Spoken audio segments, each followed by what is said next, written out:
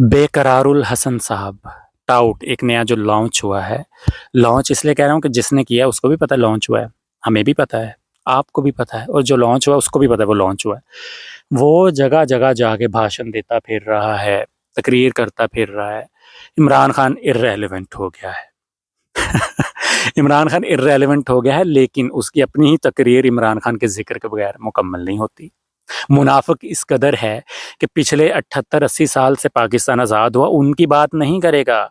वो इमरान खान के 3 साल की हुकूमत की बात करेगा। मुनाफ़िकत इस कदर का ज़्यादा है, बुग़्ज़ इस कदर ज़्यादा है, उनकी बात। ये इतने चालाक हैं, ये समझते हैं अवाम पागल है, बेवकूफ़ है।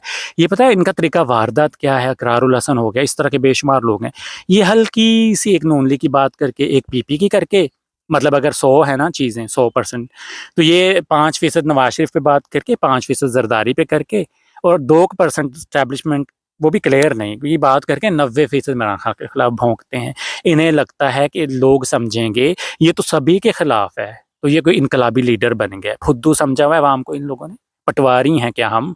मुल्क की 80-85% आबादी हैं जो हम इमरान खान के सपोर्टर हैं। आप अपनी मर्जी के सर्वे जहाँ मर्जी करवाते फिरे, कौन कितना मकबूल है सबको ही पता है।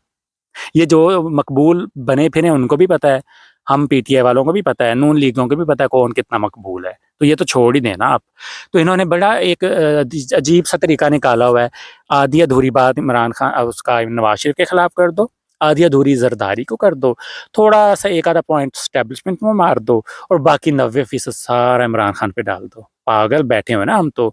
ये मुनाफिकत से भरपूर लोग हैं, इनको कंडेम करना चाहिए। जहाँ आपको ये नज़र आए इनकी मजम्मत करनी चाहिए।